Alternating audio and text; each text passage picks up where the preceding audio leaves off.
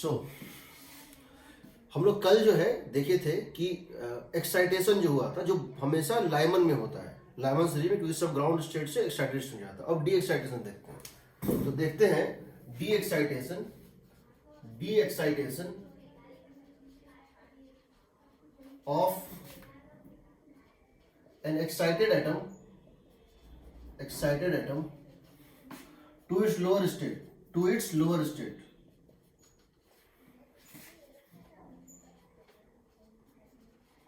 अब समझो इसमें क्या होता है। ये मान लेते हैं एनर्जी लेवल डायग्राम है, ये एनर्जी लेवल डायग्राम है।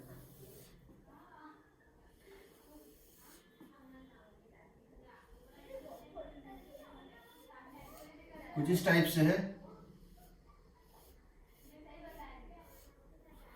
आप जानते हैं ये n इक्वल टू 1 है, n इक्वल टू 2 है, 3 है, 4 है, 5 है और 6 है।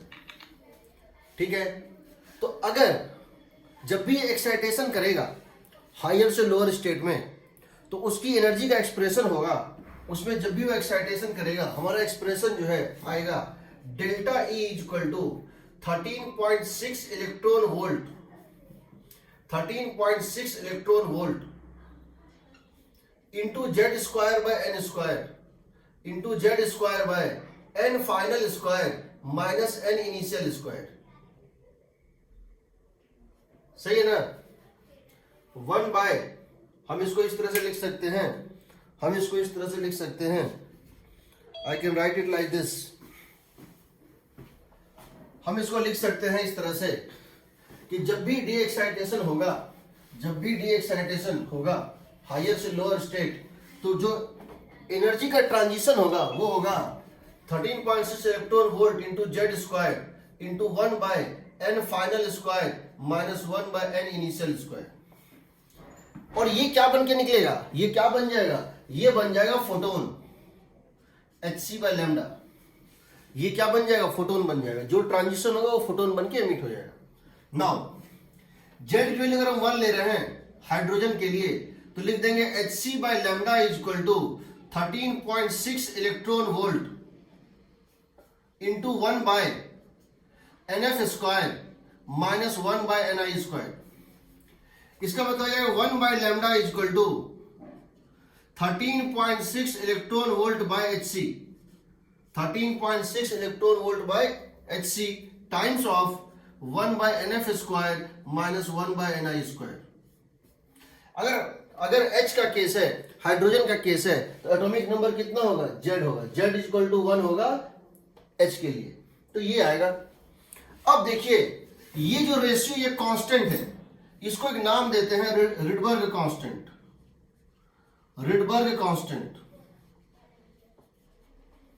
Denoted by R। इसकी वैल्यू क्या होगी बताओ, 13.6 electron volt divided by hc का वैल्यू क्या होता है 1240 electron volt nanometre. h into C का वैल्यू हम मॉडर्न फिजिक्स में लेते हैं, हमेशा याद रखना, h इंटू सी का वैल्यू हम मॉडर्न फिजिक्स में लेते हैं 1240 इलेक्ट्रॉन वोल्ट इंटू नैनोमीटर। तो इलेक्ट्रॉन वोल्ट कट गया, 13.6 बाय 1240 नैनोमीटर। इसकी वैल्यू आती है 101675 पर सेंटीमीटर, 101675 पर, बट इसको हम लिखते हैं इस तरह से 1.1 इंटू 10⁷ पर मीटर अप्रोक्सीमेटली। वैसे क्वेश्चन में दिया रहेगा, अगर यूज करना होगा दिया रहेगा 1.1 इंटू 10⁷ पर मीटर। इसको क्या बोलते हैं, रिडबर्ग कांस्टेंट। तो रिडबर्ग कांस्टेंट के टर्म में क्या हो जाएगा, 1 by lambda is equal to Rydberg constant into 1 by nf square minus 1 by ni square. जब भी डी एक्साइटेशन होगा तो 1 बाय लैम्डा होता है 1 by wavelength of the photon emitted during that de-excitation. Lambda is the wavelength of the photon emitted during de-excitation. Rydberg constant into 1 by nf square minus 1 by ni square. ये हो गया hydrogen के लिए, यहां मैंने Z को 1 माना है। अब अगर n की वैल्यू, अगर n फाइनल 1 है, अगर n की फाइनल वैल्यू 1 है और इनिशियल वैल्यू कुछ भी हो 2 3 4 5 6 कुछ भी हो, यानी किसी स्टेट से डी एक्साइट करके फाइनली 1 में आ रहा है, उसको बोलते हैं लाइमन सीरीज। क्या बोलते हैं? उसका एक नाम दिया गया है लाइमन सीरीज। तो समझिए,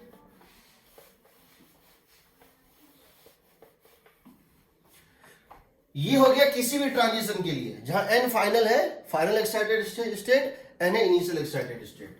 तो अगर n final, if n final is equal to 1, so n initial is 2 और 3 और 4 और एनीथिंग अप टू इंफिनिटी। और n की फाइनल वैल्यू 1 है और n की इनिशियल वैल्यू 2, 3, 4 कुछ भी। इसको क्या बोलते हैं? Lyman series. इसको बोलते हैं लाइमन सीरीज। इसका डायग्राम बनाएंगे। ये सबसे एनर्जेटिक सीरीज होता है, मोस्ट एनर्जेटिक सीरीज होता है।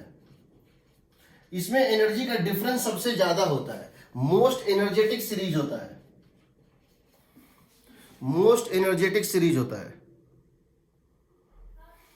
ठीक है, तो सबसे एनर्जेटिक सीरीज ये होता है।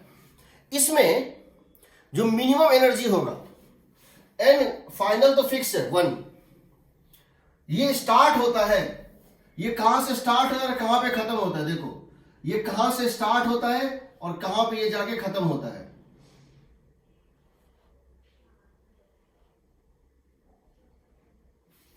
ये स्टार्ट होगा यहां पर, ये स्टार्ट होगा n is equal to n initial अगर 2 लेंगे तो ये स्टार्ट होगा,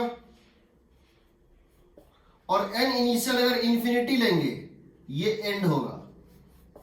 इसका मतलब क्या है? इसका मतलब क्या है जी, कि अगर ये फाइनल स्टेट अगर 2 है, फाइनल स्टेट अगर n इक्वल टू 1 है, फाइनल स्टेट 1 फिक्स है, इनिशियल स्टेट कुछ भी पॉसिबल है। Final state n equal to 1 fix है, इनिशियल स्टेट हो सकता है 2 से आया हो सकता है 3 से आया हो सकता है इंफिनिटी से आया हो। इस पूरे ट्रांजिशन में सबसे छोटा कौन सा होगा? 2 से 1। 2 से 1 वाला सबसे छोटा एनर्जी होगा और सबसे ज्यादा वेवलेंथ होगा। ये जो है सबसे लेस्ट यहां से स्टार्ट होता है, लैम्डा यहां से स्टार्ट होता है। लैम्डा 2 से 1 वाला सबसे कम एनर्जी का, यानी कि सबसे ज्यादा वेवलेंथ होगा।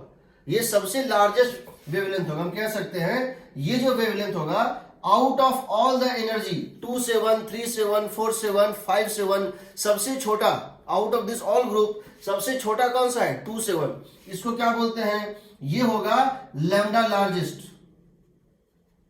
जबकि सबसे ज्यादा, अगर फाइनल 2 है, सबसे ज्यादा कौन सा होगा? इंफिनिटी से 1, तो ये होगा लैम्डा स्मॉलेस्ट। क्यों lambda smallest? Because this is largest energy, energy सबसे ज्यादा इसका है। ये इतना एनर्जेटिक होता है कि विजुअल के बाहर चला जाता है, इसीलिए ये अल्ट्रा वायलेट रीजन में लाई करता है। ये अल्ट्रा वायलेट रीजन में लाई करता है, ये तो जानते होंगे। अगर n फाइनल 2 है, अगर n फाइनल 2 है और ये 3, 4, 5, 6 कुछ भी है, ये क्या कहलाएगा? बामर सीरीज। अगर n फाइनल 3 है, ये n इनिशियल 4, 5, 6, 7 कुछ भी है, तो पास्चन। उसी तरह ये ब्रैकेट और पी फंड, ये होता है ना 5 नाम। क्या होता है उसके बाद? होता है कुछ होता होगा, उसका वो काम नहीं है, बस ये समझ लो। एक होता है लाइमन, एक होता है बामर, पास्चन, ब्रैकेट। ब्रैकेट ये ना, पी फंड। हमको इनसे कोई मतलब नहीं है, इनके नाम से कुछ रखा हुआ नहीं, बस ये समझ लो। यहां n फाइनल 1 होता है, n इनिशियल इसके ऊपर कुछ भी हो सकता है, 2, 3, 4 कुछ भी। यहां n फाइनल 2 होता है तो n इनिशियल हो सकता है 3, 4, 5 कुछ भी। यहां n फाइनल 3 होता है, n इनिशियल हो सकता है 4, 5, 6 कुछ भी। यहां n फाइनल 4 होता है, n इनिशियल हो सकता है 5, 6, 7 कुछ भी। और यहां n फाइनल 5 होता है, n इनिशियल हो सकता है 6, 7, 8 कुछ भी। तो ये मैटर नहीं करता है। याद रखना इसमें दो, इसमें अगर नियरेस्ट नंबर लोगे, जैसे n इक्वल टू 3, अगर बामर में देख रहे हो, सबसे बामर में सारे जो फोटोन निकलेंगे, सबसे कम का फोटोन होगा 2 से 3 वाला, जो 3 से 2 आ रहा है वो सबसे कम एनर्जी का होगा और सबसे ज्यादा वेवलेंथ का होगा, और जो इंफिनिटी से 2 तक आएगा उसका एनर्जी सबसे ज्यादा होगा, वेवलेंथ सबसे कम होगा, तो वो उसका एंड होता है। इसको क्या बोलते हैं? Series limit. इसको क्या बोलते हैं? Series limit. इंफिनिटी से लेके वहां तक का ट्रांजिशन, जो मैक्सिमम एनर्जी का ट्रांजिशन होता है इंफिनिटी से उस लेवल तक, उसको बोलते हैं सीरीज लिमिट। इसको याद नहीं करना है कि इसमें क्या क्या वैल्यूज होते हैं, ठीक है। तो पहली बात इसको समझो, इस टाइप का ट्रांजिशन होता है। अब इसमें हम ये समझने की कोशिश करते हैं, इसमें और क्या होता है, इसमें और क्या होता है। अगर यही चीज, अगर यही हम हाइड्रोजन के लिए लेते तो जेड को दिए थे 1, अगर हीलियम प्लस के लिए लिए होते तो क्या होता? हर एनर्जी 4 से मल्टीप्लाई हो जाता है, जेड स्क्वायर मतलब 4 से, और डिफरेंस भी 4 से मल्टीप्लाई हो जाता। वही चीज अगर हम किसके लिए लेते? लिथियम 2 प्लस के लिए, तो यह 3 होता। हर एनर्जी 9 से मल्टीप्लाई हो जाता, इसलिए हर डिफरेंस भी 9 से मल्टीप्लाई हो जाता, ठीक है। ये होता है अल्ट्रावायलेट में, ये होता है अल्ट्रावायलेट, ये होता है विजिबल। बामर किसमें होता है? Visible. Ultraviolet visible, infrared, deep infrared, very deep infrared, समझ रहे हो ना? अल्ट्रावायलेट, विजिबल, इंफ्रारेड और इंफ्रारेड और इंफ्रारेड, ये सबसे एनर्जेटिक ये होता है, वायलेट से भी ज्यादा ये होता है विजिबल में, ये होता है इंफ्रारेड और ये इंफ्रारेड, मोस्टली ग्रुप में अगर देखा जाए तो, ठीक है। अब मुझे ये बताओ, मिटा दे इसको। Yes sir.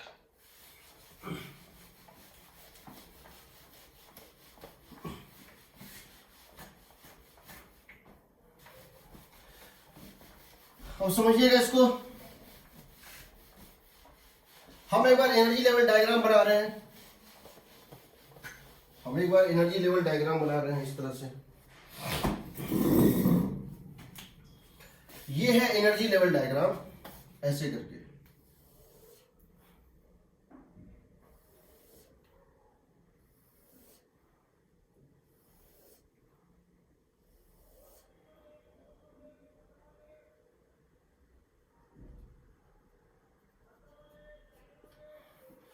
ये था ग्राउंड स्टेट 1, 2, 3, 4, 5। ये था -13.6 electron volt, -3.4 electron volt, -1.5 electron volt, -0.85 electron volt, -0.54 electron volt, और इंफिनिटी पे जाके ये कितना हो जाता है? 0। इंफिनिटी पे जाके ये कितना हो जाता है? 0 होता है ना।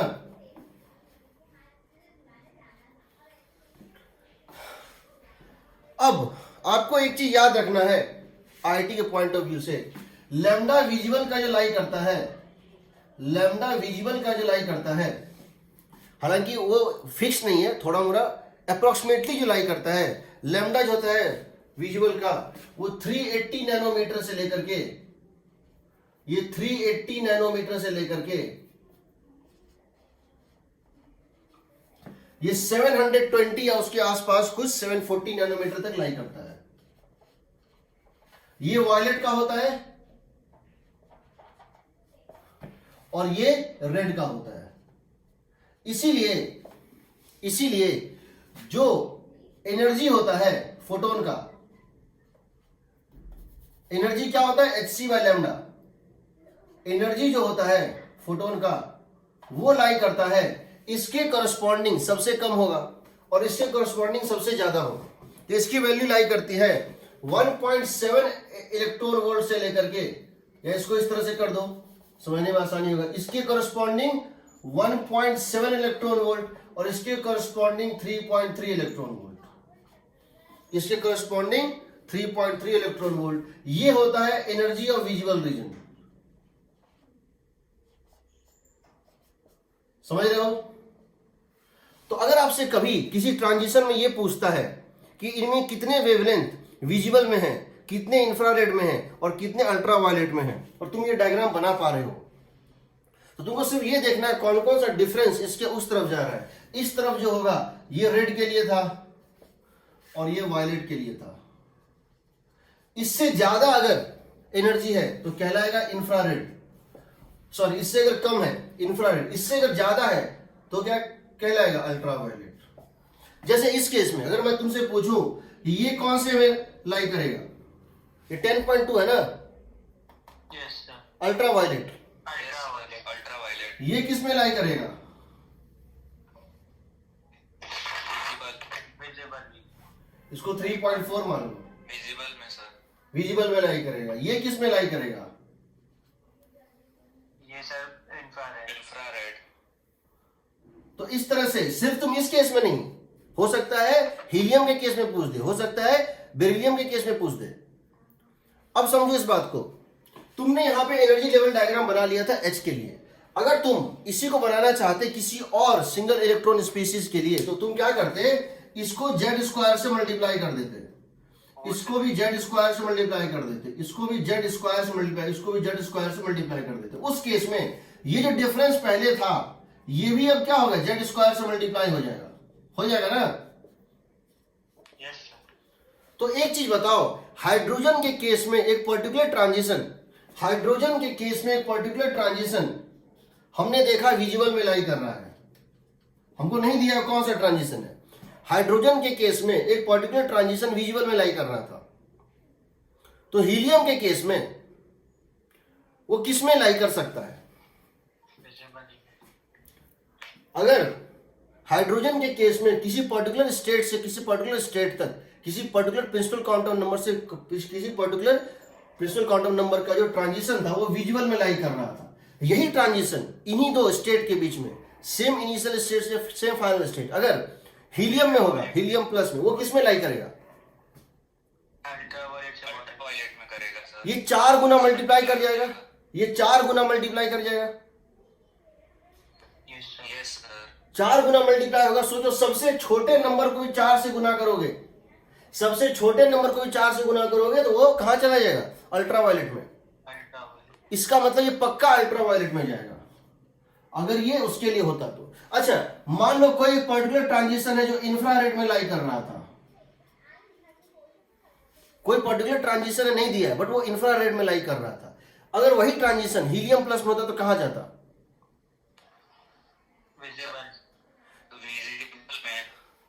तीनों पॉसिबिलिटी है, तीनों पॉसिबिलिटी है। मान लो ये वैल्यू होता, मान लो ये वैल्यू होता 0.01 इलेक्ट्रॉन वोल्ट, तो क्या होता, बहुत ऊपर होता, गैप बहुत कम होता, 0.0, इसको 4 गुना करो, क्या रहेगा ये, इंफ्रारेड में ही ना, इंफ्रारेड में ही रहेगा ना। Yes sir. मान लो ये होता 0.5, तब कितना होता विजिबल में, तब किस में होता, इसका 4 गुना करो, कितना होगा, विजिबल में जाएगा कि नहीं, 2 इलेक्ट्रॉन वोल्ट।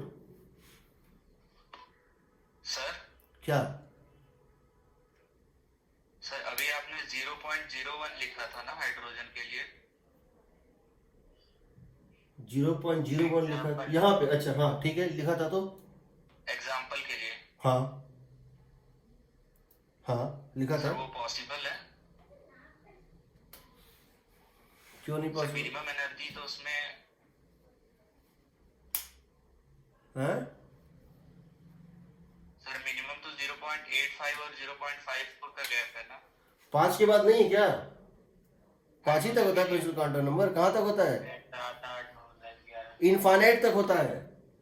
तो फिर तो एनर्जी गैप तो और बढ़ता जाएगा ना, घटता जाएगा ना। इसमें कितने का गैप है, 10.2, इसमें कितने का गैप है, 12.1, इसमें गैप घट रहा है ना। 8.75।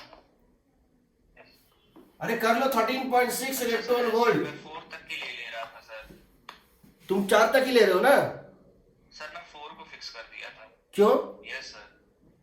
इनफाइनाइट तक होता है, हम ड्रॉ थोड़ी करेंगे, इसके बाद ये कंटिन्यूस हो जाता है। इसके गैप इतना घट जाता है कि लगभग ओवरलैप करे, इतना कम गैप हो जाता है। हो सकता है तुम n इक्वल टू 100 से n इक्वल टू 99 निकाल के देख लो। 1/99 स्क्वायर माइनस 1/स्क्वायर 100 स्क्वायर करके देख लो कितना छोटा नंबर आएगा। कुछ भी हो सकता है, जीरो हो सकता है। यहां से किसी पर्टिकुलर ट्रांजिशन में 13.6 से ज्यादा नहीं हो सकता है और जीरो से कम नहीं हो सकता। 13.6 से जीरो हर चीज पॉसिबल है। तो अगर ये 0.01 था और वो 4 गुना होगा तो वो तो अल्ट्रा वायलेट था, तो अल्ट्रा वायलेट में ही रह गया ना। Yes sir. 0.01 इलेक्ट्रॉन वोल्ट किसमें था? 0.01 इलेक्ट्रॉन वोल्ट अल्ट्रा वायलेट में था। उसका 4 गुना 0.04 वो भी अल्ट्रा वायलेट में ही रहा। अगर 0.05 अगर 0.5 है, 0.5 इसका 4 गुना होगा तो क्या हो जाएगा? विजुअल में आ जाएगा। और अगर ये 1 इससे छोटा लो, 1.5 ले लो, अल्ट्रावायलेट में है ना, इंफ्रा में है, इंफ्रारेड में 1.5 इसका 4 गुना करोगे कहां चला जाएगा? अल्ट्रा यूवी में। तो यहां कुछ भी हो सकता है, हम नहीं जानते हैं, हमको जब तक वैल्यू नहीं दिया। इंफ्रारेड में है तो ऊपर आएगा, बट कितना ऊपर आएगा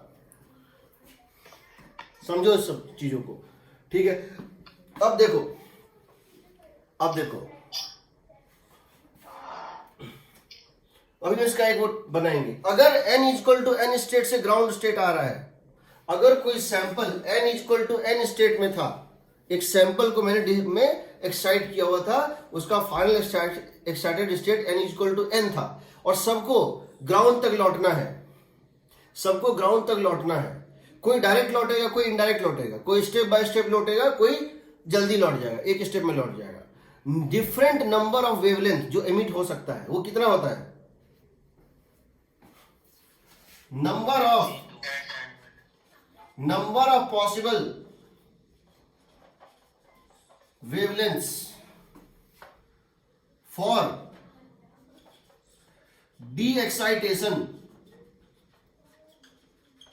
from n equal to n to n equal to 1 ground state. n equal to n का मतलब याद रखना, ये n minus 1th excited state होता है।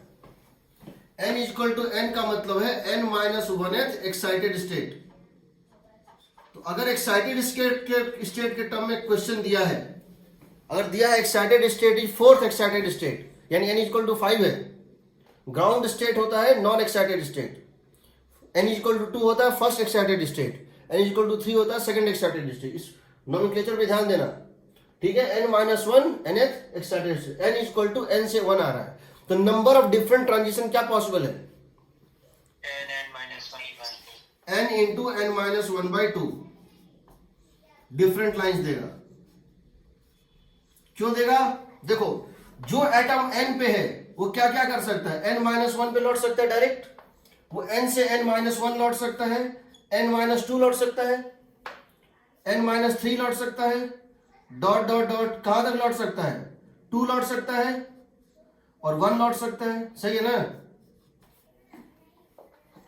जो n equal to n state में वो उसके पास क्या क्या पॉसिबिलिटी है? ये सारे पॉसिबिलिटी, यानी कितनी पॉसिबिलिटी उसके पास है?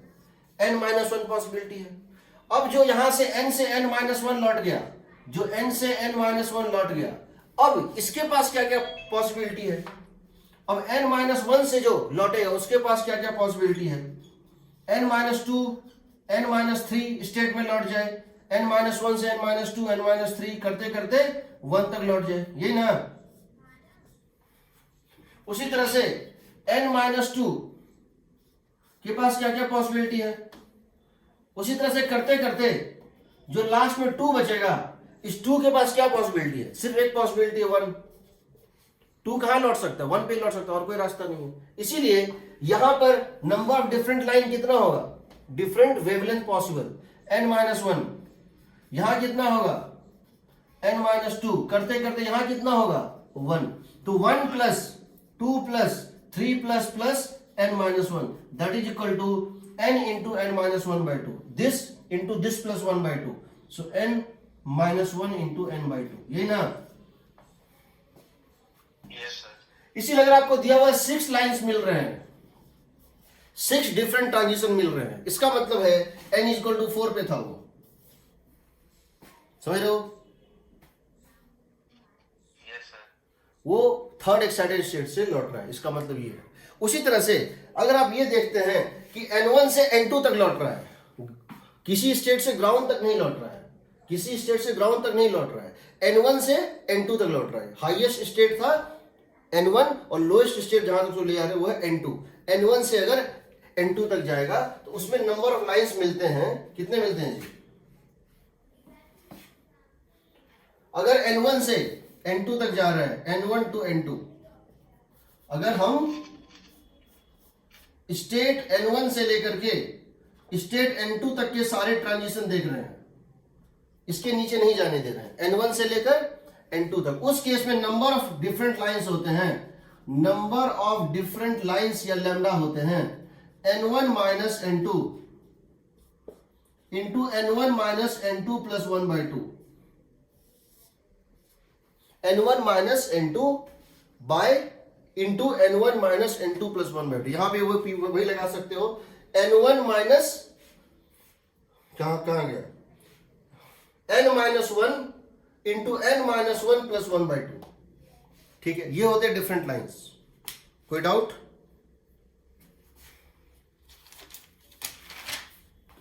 कोई डाउट?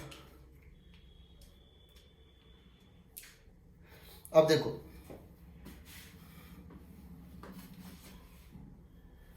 मिटाएं इसको।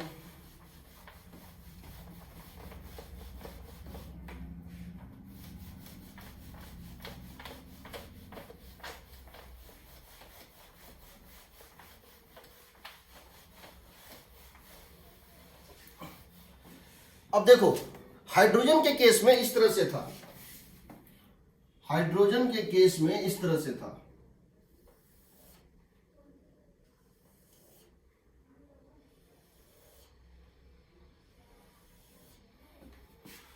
One two three four five, minus 13.6, minus 3.4, minus 1.5, minus 0.85 और माइनस 0.54। इनकी वैल्यूज लिख लेते हैं, क्या क्या मिल रही हैं हमें, इनकी वैल्यूज लिख लेते हैं। यहां से यहां तक की वैल्यू ले लो, यहां से यहां तक की वैल्यू ले लो, यहां से यहां तक की वैल्यू ले लो, यहां से यहां तक की वैल्यू ले लो। सिमिलरली यहां से यहां तक की वैल्यू ले लो, यहां से यहां तक की वैल्यू ले लो, यहां से यहां तक की, इसको हाँ चलो ले लो।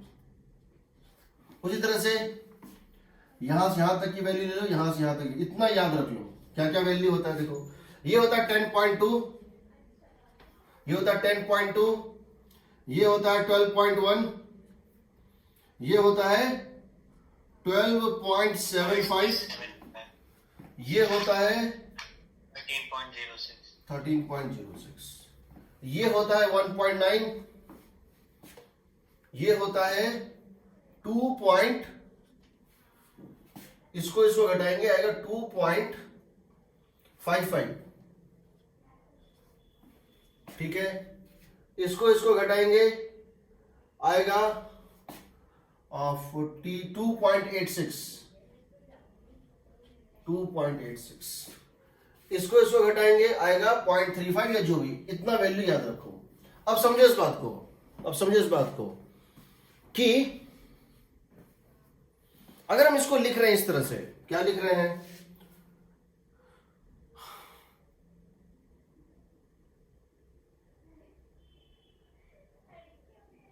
(13.6 electron volt into Z square into 1/ni square minus 1/nf square. ठीक है, किसी केस में लिख रहे हैं, सिंगल इलेक्ट्रॉन स्पीसीज है, हाइड्रोजन के अलावा कुछ है। इसको तुम लिख सकते हो 13.6 इलेक्ट्रॉन वोल्ट इंटू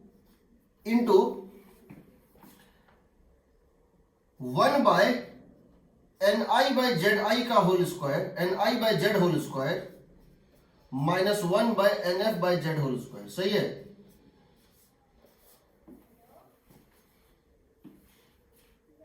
सही है, समझ रहे हो ना? Yes sir.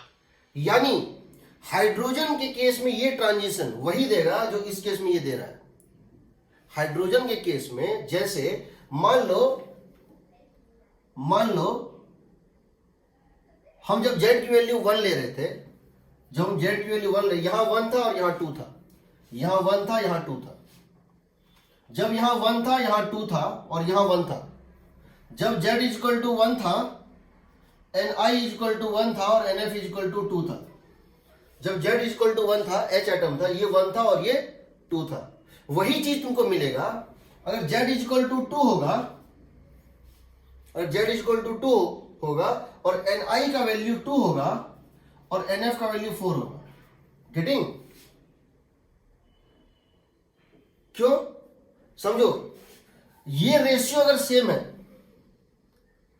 मतलब अगर तुम ये देखो, Z की वैल्यू 1 थी, तुमने कोई ट्रांजिशन ले लिया, कोई भी ट्रांजिशन ले लो, कोई भी दो ट्रांजिशन ले लो जहां पे तुमको n इनिशियल और n फाइनल पता है और Z का वैल्यू पता है 1। अब तुम Z को जितना टाइम कर रहे हो, अगर n इनिशियल और n फाइनल को उतना ही टाइम कर दो तो तुमको सेम ट्रांजिशन आएगा। जैसे यहां देखो, यहां से यहां तक 1 से लेके 2 तक कितना आया था? 10.2 आया था ना? Yes sir. अगर ये हाइड्रोजन ना होता, हीलियम होता, अगर ये हाइड्रोजन ना होता, हीलियम प्लस होता, हीलियम प्लस का मतलब Z इक्वल टू 2, तो वही ट्रांजिशन, वही एनर्जी तुमको कहां से कहां में मिलता? 2 से 4 में।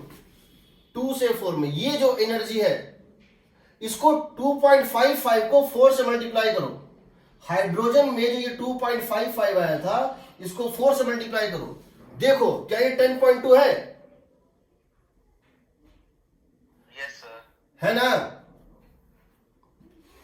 तो अगर कभी ऐसा कहता है हाइड्रोजन ने एनर्जी लूज करके हीलियम को दे दिया और हीलियम ने ले लिया, हाइड्रोजन ने जो एनर्जी लूज किया 10.2, वो उसने हीलियम को दे दिया, हीलियम ने एनर्जी ले लिया, तो बताओ हीलियम कहां से कहां गया? समझना। तो तुमको समझना पड़ेगा, हाइड्रोजन ने अगर कोई भी ट्रांजिशन दिया है, ये जिस फैक्टर से तुम Z को मल्टीप्लाई कर रहे हो, उसी फैक्टर से n इनिशियल और n फाइनल को मल्टीप्लाई कर दो, वही ट्रांजिशन सेम आता है। इसको समझो। उसी तरह से अगर हम 1 से 3 लेते या 2 से 3 लेते, मान लो Z equal to 1, n equal to 2 और n इक्वल टू 3 है, तो Z इक्वल टू 2 में क्या आएगा बताओ? या ये शायद हमारा 6 का हम वैल्यू निकाले नहीं है, या ठीक है तो भी, तो n इक्वल टू 4 से कहा n इक्वल टू 6 होगा। तो सोचो, अगर तुमसे ये कहा जाए hydrogen atom n equal to 3 से ट्रांजिशन करके n इक्वल टू 2 में चला आया, hydrogen atom n equal to 3 से ट्रांजिशन करके n इक्वल टू 1 में चला आया, और उसने अपनी एनर्जी किसी एक्साइटेड उसको दे दी, हीलियम को दे दी, और हीलियम ने एग्जैक्टली उसको ले लिया, तो बताओ हीलियम कहां था और कहां गया? तो 4 से 6 होगा ना? Yes sir. ठीक है। अब देखो, अगर कभी ऐसा हो कि तुमको एक हाइपोथेटिकल एटम दे दे, जो मैंने मास वाले एटम में बताया था, कि एक चार्ज को, समझना इस बात को, मिटाओ इसको। Yes sir. देखिए, रिडबर्ग कांस्टेंट हम कहते हैं energy of 1 Rydberg is equal to 13.6 electron volt. Rydberg constant तो है ही, हम कहते हैं, डिफाइन करते हैं, energy of 1 Rydberg is defined as Rydberg constant into Hc, जिसकी वैल्यू होती है 13.6 electron volt. Energy of 1 Rydberg is defined as 13.6 electron volt को दूसरा नाम देते हैं एनर्जी ऑफ 1 रिडबर्ग। 2 का मतलब क्या है? रिडबर्ग 2 का मतलब है 13.6 इलेक्ट्रॉन वोल्ट का डबल। ठीक, अब तुम समझो इस बात को, मैं बताना चाह रहा हूं, एनर्जी ऑफ 1 रिडबर्ग ये होता है। हम ये कह रहे हैं कि जब एनर्जी का ये होता है, मान लो तुमको मैं एक क्वेश्चन पूछ रहा हूं कि ये एक सेंटर है और यहां पर 2 प्रोटॉन है, यहां 2 प्रोटॉन है, ठीक है। और मैंने इसके चारों तरफ जो इलेक्ट्रॉन घूम रहा था, एक इलेक्ट्रॉन इसके चारों तरफ घूम रहा था, मैं उस इलेक्ट्रॉन को निकाल लिया, और मैंने उसकी जगह एक ऐसा पार्टिकल डाल दिया, जिसकी मास 2 times of mass of electron है, उसकी मास 2 times of mass of electron है, और उसकी चार्ज 2 टाइम्स ऑफ या 3 टाइम्स ऑफ इलेक्ट्रॉन का मास है, इलेक्ट्रॉन का चार्ज है। मैंने इस रोटेटिंग इलेक्ट्रॉन को रिप्लेस कर दिया एक दूसरे चार्ज पार्टिकल से, जिसका चार्ज इलेक्ट्रॉन के ही जैसा नेगेटिव है, बट उसका 3 गुना है, और उसका मास उसका 2 गुना है, ठीक। इसके लिए रिडबर्ग कांस्टेंट क्या होगा? इसमें अगर मैं पूछ दूं यहां से यहां ट्रांजिशन किया या वहां से वहां ट्रांजिशन किया, क्या करोगे? तो क्या करोगे बताओ? How to find this question? अगर ये क्वेश्चन पूछा जाए, इसमें ग्राउंड स्टेट एनर्जी या कुछ निकालो। तुम जानते हो तुम्हारा एनर्जी हुआ करता था -13.6 इलेक्ट्रॉन वोल्ट इंटू Z²/n², ये था ना? Yes sir. ठीक। इस 13.6 में एनर्जी याद करो, RAVE, मास के साथ क्या था? 1/m, m0 और m, यही था ना? Yes sir. यानी ये प्रोपोर्शनल टू मास था, अब तुमने मास को क्या कर दिया? डबल। Yes sir. तो तुमको मास को डबल होने से इसको तुमको सोच सकते हैं डबल कर देंगे, लेकिन तुम एक और चीज तुमको करना पड़ेगा। तो चलो हम इस यहां एक चीज कर रहे हैं, क्या कर रहे हैं? हम इलेक्ट्रॉन के चार्ज को वो नहीं करना चाहते हैं। क्या नहीं करना चाहते हैं? इलेक्ट्रॉन की चार्ज भी दी हुई है, 3 गुना है। हम इलेक्ट्रॉन के चार्ज को चेंज करके कर देते हैं -e, और इसको कर देते हैं 6e। सही है? इलेक्ट्रॉन की चार्ज मैंने कर दी -e। क्यों? क्योंकि हम जब भी कोई एक्सप्रेशन लिख रहे हैं, चाहे वो फोर्स का एक्सप्रेशन हो, 1/4πε0 ZE into -e, ZE into E/r²। एक बार ये लिखे थे कि नहीं? Yes sir. और दूसरी बार पोटेंशियल एनर्जी क्या लिखे थे? 1/4πε0 ZE इंटू -e/r। दोनों ही केस में ये दोनों का प्रोडक्ट आ रहा था ना? Yes sir. तो जब तक प्रोडक्ट सेम है तो मैटर नहीं करता है, क्योंकि ये कभी भी अकेला नहीं आया है, एक चार्ज अकेला नहीं आया है, हमेशा प्रोडक्ट आया है। तो अगर हम इन दोनों को मल्टीप्लाई करेंगे, 2e और -3, चाहे फोर्स में मल्टीप्लाई करें और चाहे हम पोटेंशियल एनर्जी में मल्टीप्लाई करें, तो 2e और -3 कितना आएगा? 6e आएगा ना? Yes sir. तो 6e अगर करना है तो हम ये भी तो कर सकते हैं कि दोनों में फोर्स को सेम रखते हुए यहां पर क्या करें? पोटेंशियल एनर्जी फोर्स को सेम, इसको 6e कर दें, इसको -e कर दें। यानी कि इस केस में तुम z की वैल्यू कितनी लोगे? 6 लोगे, 2 नहीं लोगे। समझ रहे हो? Yes sir. यहां तुम z की वैल्यू 6 लोगे, न्यूक्लियर चार्ज 6 लोगे, तुम इलेक्ट्रॉन पे चार्ज हमेशा -e कर दो। दूसरी, ये जो है इसकी मास कितनी थी? 2 टाइम्स थी। तो ये जो तुम्हारा रिडबर्ग कांस्टेंट है, जो तुम्हारा ये है, वो कितना हो जाएगा? डबल हो जाएगा। एनर्जी कितना हो जाएगा यहां? 2 times of -13.6 electron volt into 6² होगा।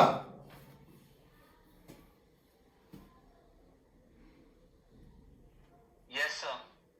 इसका मतलब क्या हुआ?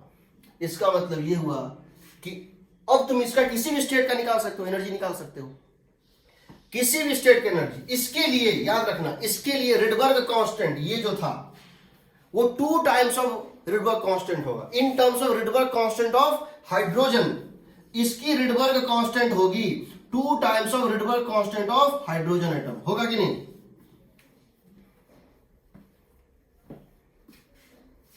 समझ रहे हो? आईटी का पूछा हुआ क्वेश्चन है। क्या है क्वेश्चन बता रहा हूं, जहां तक मुझे याद है, देख लेना पैकेज में मिल जाएगा। आईटी ने क्वेश्चन ये पूछा था, एक हाइपोथेटिकल एटम है जिसपे चार्ज इक्वल टू, जिसपे एक न्यूक्लियर चार्ज है, एक प्रोटॉन है, उसके चारों तरफ एक इलेक्ट्रॉन घूम रहा है। उस इलेक्ट्रॉन को हटा के एक दूसरा पार्टिकल डाल दिया गया है जिसकी mass equal to 2 times of mass of electron है और उसकी चार्ज -2 है।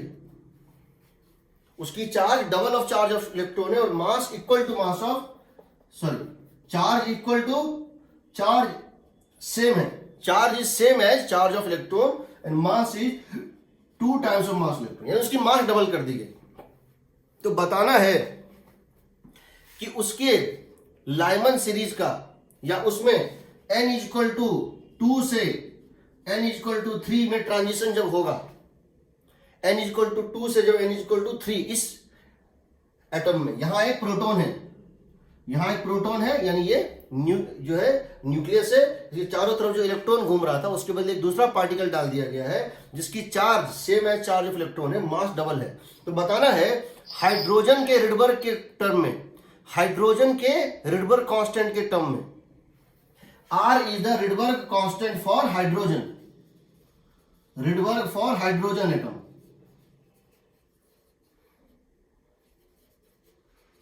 इसका n इक्वल टू 2 से 3 में लैम्डा कितना होगा यूनिट, तो क्या लिखोगे, 1 by lambda is equal to 1 by lambda is equal to something into z square 1 by nf square minus 1 by ni square. सही है। nf की वैल्यू ये 3 से 2 है, ये 3 से 2 है, nf की वैल्यू 2, ni की वैल्यू कितनी, 3। सही है। z की वैल्यू 1, क्यों, न्यूक्लियर चार्ज कितना है, 1 है। सही है। यहां पर क्या डालोगे, रिडबर्ग कांस्टेंट या 2 times of Rydberg constant, Rydberg constant 2 times या फिर हाफ टाइम्स, कितना डालोगे यहां, चूंकि यहां पर एनर्जी था, एनर्जी प्रोपोर्शनल टू एम है, 2 टाइम्स ऑफ रिडबर्ग कांस्टेंट डालोगे। यस आंसर दिया हुआ है, देखना उसमें, लैम्डा इज इक्वल टू जो भी आ रहा है 36 बाय 18 बाय, ये क्या आ जाएगा बताओ। सो यहां से कितना आ जाएगा, 1 by lambda is equal to आ जाएगा, ये हो गया 4, ये हो गया 9, 5 बाय 36, 2r इंटू 5 बाय 36। तो लैम्डा दिया हुआ है, लैम्डा दिया हुआ है 18 बाय 5r, 18 बाय 5r। सही है ना। Yes sir. ऐसे क्वेश्चन पूछे जाएंगे आपसे, ठीक है। तो याद रखना, रिडबर्ग कांस्टेंट हाइड्रोजन के लिए वो था। अगर मास को तुम चेंज कर दोगे, चाहे वो रिड्यूस्ड मास हो, अगर मास दोनों के कंपेरेबल है, रिड्यूस्ड मास लोगे m1 m2 by m1 plus जो है m2, या फिर अगर मास यहां पे एक्चुअली में चेंज कर दिया गया, इलेक्ट्रॉन बदले दूसरा पार्टिकल, तो रिडबर्ग कांस्टेंट उस फैक्टर से मल्टीप्लाई हो जाता है उस एटम के लिए। ठीक है, कोई डाउट, कोई डाउट, मिटाएं।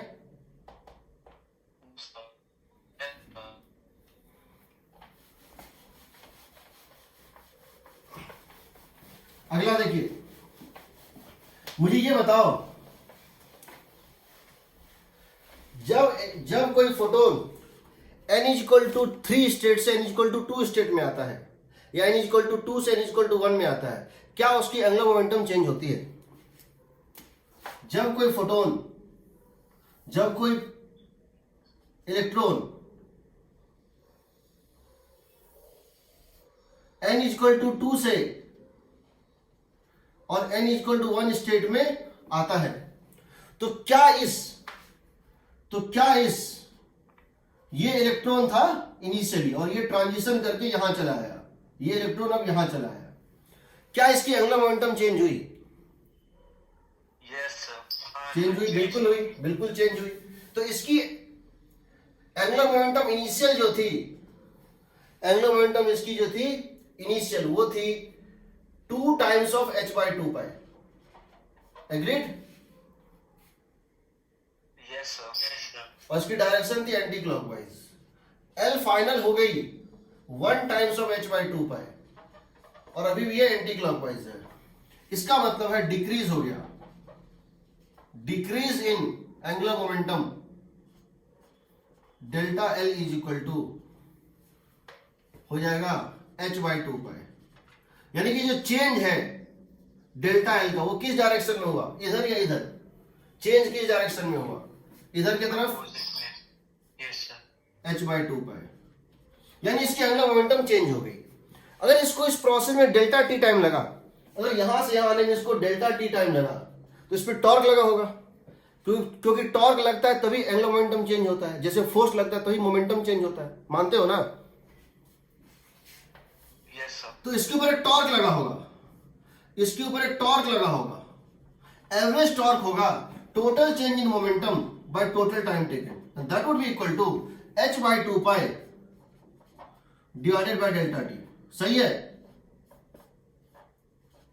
इधर एक टॉर्क लगा होगा इसके ऊपर। क्वेश्चन है ये टॉर्क किसने लगाया, ये टॉर्क किसने लगाया? Who applied this torque? कौन? सर फोटोन ने। फोटोन ने लगाया, बिल्कुल। देखो, जो इलेक्ट्रोस्टैटिक फोर्स है वो एक सेंट्रल फोर्स है। सेंट्रल फोर्स का मतलब होता है वो हमेशा इससे पास करेगा। जब भी इलेक्ट्रोस्टैटिक फोर्स लग रहा था, जब भी इलेक्ट्रोस्टैटिक फोर्स लगेगा, वो एक central force, it always passes through a point. चाहे ये कहीं भी चला जाए, चाहे ये कहीं भी चला जाए, जब भी इलेक्ट्रोस्टैटिक फोर्स लग रहा था तो line of action of electrostatic force हमेशा इसके सेंटर से पास हो रहा था ना? इसीलिए टॉर्क तो दे नहीं सकता है। So torque due to electrostatic force is zero. वो टॉर्क दे नहीं सकता है बिकॉज टॉर्क इज जीरो। फिर भी एंगुलर मोमेंटम चेंज हो गया। क्यों चेंज हो गया? एंगुलर मोमेंटम चेंज करने के लिए फोर्स कौन सा है? This force can not change angular momentum because the torque of this about this axis is always zero. तो ये क्यों चेंज हुआ? ये चेंज हुआ due to reaction of the photon emission. जब आपने फोटोन को एमिट किया, जब आपने यहां से फोटोन को एमिट किया,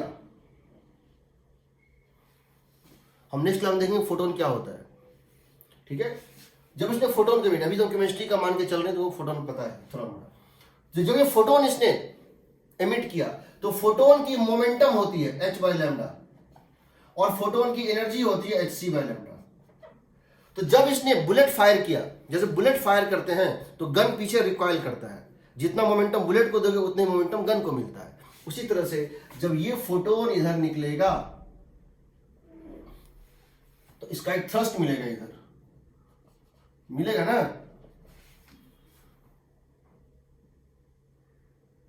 यस सर। उस थ्रस्ट की वजह से, इस थ्रस्ट फोर्स की वजह से, इस रिएक्शन फोर्स की वजह से, फोटोन के फायरिंग के कारण जो रिएक्शन मिला, जो उसके कारण जो रिएक्शन मिला, उसकी वजह से इसका एक एंगुलर मोमेंट इधर टॉर्क लगता है। सो ये जो टॉर्क लगता है, दिस टॉर्क एक्ट्स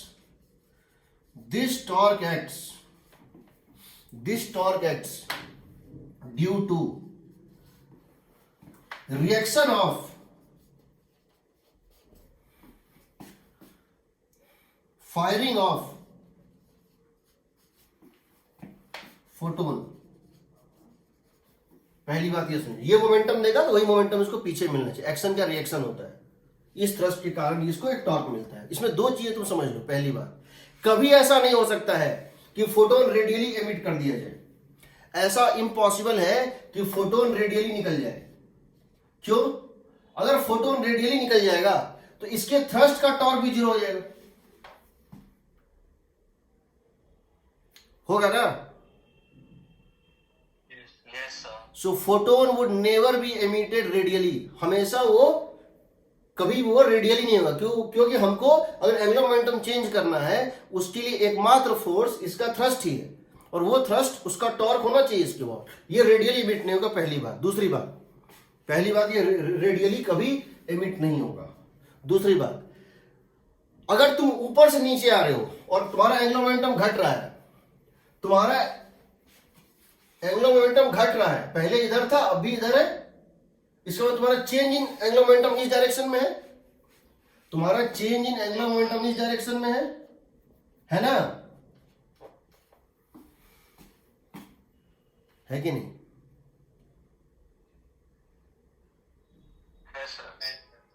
इसका मतलब है जो थ्रस्ट फोर्स है उसका टॉर्क भी इस डायरेक्शन में चाहिए। इसका मतलब है कि torque due to thrust force भी इस डायरेक्शन में चाहिए। एग्रीड? Yes sir. इसका मतलब है फोटोन ऐसे नहीं निकलेगा। अगर फोटोन इस तरह से निकलता, अगर फोटोन इस तरह या इस तरह या इस तरह से निकलता तो थ्रस्ट मिलता ऑपोजिट, तो उसका टॉर्क उल्टा होता। समझ रहे हो ना? ये ऐसे घूम रहा है, ये ऐसे घूम रहा था, और तुमको इसको ऐसे एक टॉर्क देना है, इसका उल्टा एक टॉर्क देना है। किसकी वजह से?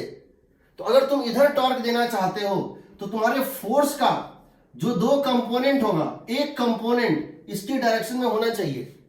तो फोटोन ऐसे निकल सकता है, ऐसे निकल सकता है, बट फोटोन ऐसे नहीं निकल सकता है। अगर फोटोन इस तरह निकलेगा तो थ्रस्ट मिलेगा इस तरह से, मिलेगा ना? सॉरी, अगर फोटोन इस तरह से निकलता मान लो, तो क्या होता? थ्रस्ट मिलता इस डायरेक्शन में, थ्रस्ट फोर्स मिलता ना इस डायरेक्शन में,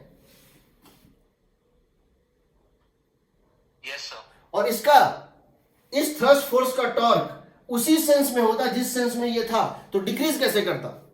वो तो नीचे आ रहा है ना, एंगुलर मोमेंटम तो डिक्रीज कर रहा है ना। समझ रहे हो? Yes sir. चलो ठीक है, ये ऐसा होता है। ठीक है, अब देखो एक दो टर्म डिफाइन कर देते हैं, एक होता है आयनाइजेशन एनर्जी और एक होता है आयनाइजेशन पोटेंशियल। याद रखना, किसी भी एनर्जी का मॉडर्न फिजिक्स में किसी भी एनर्जी के करस्पॉन्डिंग और पोटेंशियल बोल रहा है। हम कह रहे हैं ionization energy is 10 volt, 10 electron volt, तो आयनाइजेशन पोटेंशियल हो जाएगा 10 volt. Ionization energy is 10 electron volt, तो आयनाइजेशन पोटेंशियल इज, तो अगर एनर्जी है x इलेक्ट्रॉन वोल्ट, तो इसका कोरस्पॉन्डिंग पोटेंशियल होगा, इसका इसी नाम के साथ पोटेंशियल होगा x वोल्ट। इसका मतलब क्या हुआ समझो, दो टर्म डिफाइन। पहला है ionization energy, ionisation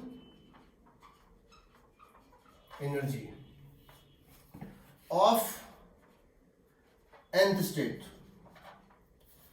of n is equal to n state. n is equal to n state का आयनाइजेशन एनर्जी क्या होता है? This the energy required to take it from that state to infinity. इसका मतलब होता है energy required to take it from, यहां से लेके इसको इंफिनिटी तक ले जाने में, यहां से लेकर इसको इंफिनिटी तक, यानी इसकी एनर्जी को जीरो करने में, यहां से इंफिनिटी तक इसको ले जाने में जो एनर्जी देनी पड़ती है उसको क्या बोलते हैं? इसको बोलते हैं ionization energy of n is equal to 3 state या सेकेंड एक्साइटेड स्टेट। ठीक है, इसको बोलते हैं ionization energy of n is equal to 3 state.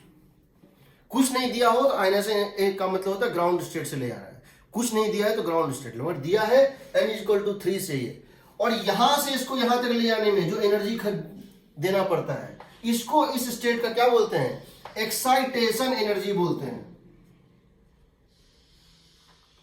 इसको बोलते हैं excitation energy of n is equal to 3 state. ठीक, समझ गए? ग्राउंड से लेकर उस पर्टिकुलर स्टेट तक ले जाने में, ग्राउंड से वहां तक ले जाने में कितना हुआ? आयनाइजेशन एनर्जी, और वहां से लेके इनफाइनाइट तक ले जाने में सॉरी, यहां से यहां तक ले जाने में एक्साइटेशन एनर्जी, और यहां से यहां तक ले जाने में आयनाइजेशन एनर्जी। जैसे अगर हम इसकी बात करें, हाइड्रोजन की बात करते हैं, हाइड्रोजन की बात करते हैं, n is equal to 2 state का, n is equal to 2 state का एक्साइटेशन एनर्जी होगा, excitation energy of n is equal to 2 state is excitation energy n is equal to 2 state is 10.2 electron volt. ठीक है, यहां से को लेना 10.2 देना पड़ता है। और एक्साइटेशन पोटेंशियल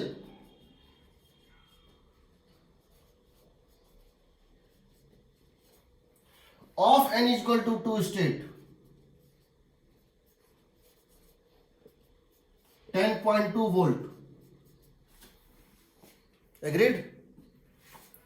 उसी तरह से आयनाइजेशन एनर्जी ऑफ ये था -13.6 -3.4, ये है 0। इंफिनिटी पे कितना होता है 0। इसको बोलेंगे ionization energy of n is equal to 2 state.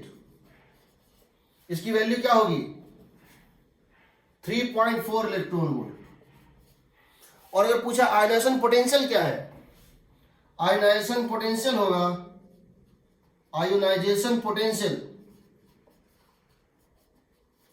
Is equal to 3.4 volt. ठीक है, 1 इलेक्ट्रॉन वोल्ट का मतलब होता है 1 इलेक्ट्रॉन इंटू वोल्ट।